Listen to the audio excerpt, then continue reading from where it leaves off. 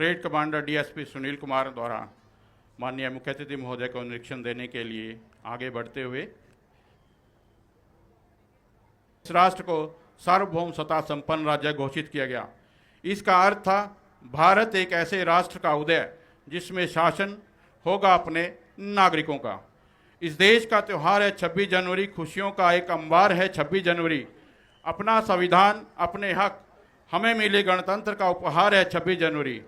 We the peoples of India से शुरू हुई संविधान की प्रस्तावना महज कुछ वो कहा करते थे, कराने हिंद को आज़ाद हम सरकार निकले हैं, इसी मकसद से सर लेकर सरे बाजार निकले हैं। गुलामी गैर की टुकड़ियों का निरीक्षण करते हुए कुरुक्षेत्र लोकसभा क्षेत्र के माननीय सांसद श्री नवीन जिंदल इस गणतंत्र दिवस की परेड में 10 प्लाटून भाग ले रही हैं, जिसमें पहली टुकड़ी महिला पुलिस की 2 टुकड़ियां जिला पुरुष महिला की टुकड़ियां हैं। पुलिस के कदावर जवान से कदम और कंधे से कंधा मिलाकर शानदार पास कर रहे हैं। होमगार्ड की टुकड़ी अब सामने है, पुलिस के जवान हर कदम से कदम बढ़ाकर आगे बढ़ रहे हैं और शानदार मुस्तकबिल की उम्मीदों को तलाशते सीनियर डिवीज़न किया जा रहा है।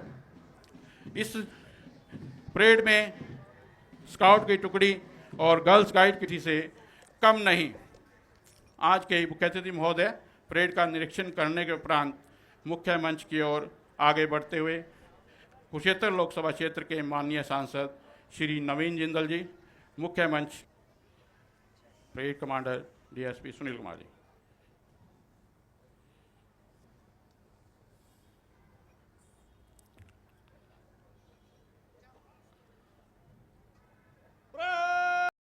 आज ही के दिन हमारा संविधान लागू हुआ था।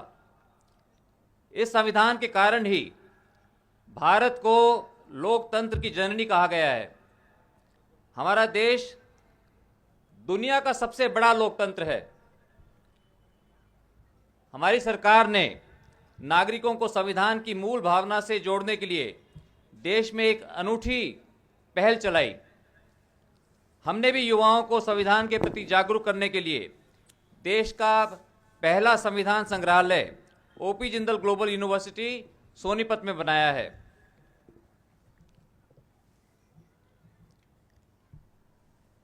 भारत की आज़ादी और संविधान के लिए अपना सर्वस्व त्यागने वालों में महात्मा गांधी, नेताजी सुभाष चंद्र बोस, लोकमान्य तिलक, बाबा साहेब अंबेडकर, लाला लाजपत राय, सरदार वल्लभ भाई पटेल, डॉक्टर राजेंद्र प्रसाद, पंडित जवाहरलाल नेहरू, पंडित दीनदयाल उपाध्याय का संघर्ष उल्लेखनीय है।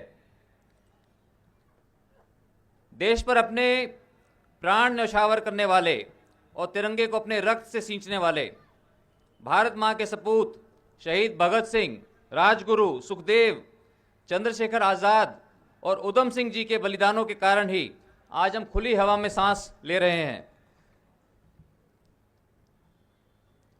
साथियों, आज हमारे देश के नागरिकों के संवैधानिक अधिकारों की रक्षा के लिए हमारे यशस्वी प्रधानमंत्री श्री नरेंद्र मोदी जी संघर्षरत हैं।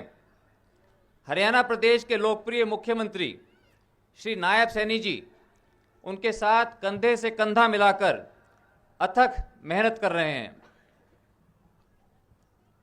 साथियों, मेरा हर भारतीय को तिरंगा फहराने का अधिकार दिलाने और मोदी जी के हर घर तिरंगा अभियान का एक ही लक्ष्य है कि प्रत्येक भारतवासी राष्ट्रीय ध्वज से प्रेरणा लेकर अपना कार्य निष्ठा से करे और हम सब मिलकर अपने सपनों के भारत का निर्माण करें। मेरा ये मानना है कि जब भी कोई व्यक्ति राष्ट्रीय ध्वज दर्शाता है तो अपने मजहब से ऊपर उठकर, अपने राजनीतिक दल से ऊपर उठकर, अपने क्षेत्र, अपनी जाति से ऊपर उठकर वो केवल यही दर्शाता है कि वो एक सच्चा भारतवासी है। मुझे सरोजिनी नायडू जी के वो शब्द याद आ रहे हैं जब सरोजिनी नायडू जी ने कहा था कि इस झंडे के नीचे ना कोई राजा है, ना कोई रंक, ना कोई अमीर है, ना गरीब, ना मजदूर है, ना कोई मालिक। इस झंडे के नीचे हम सब एक हैं।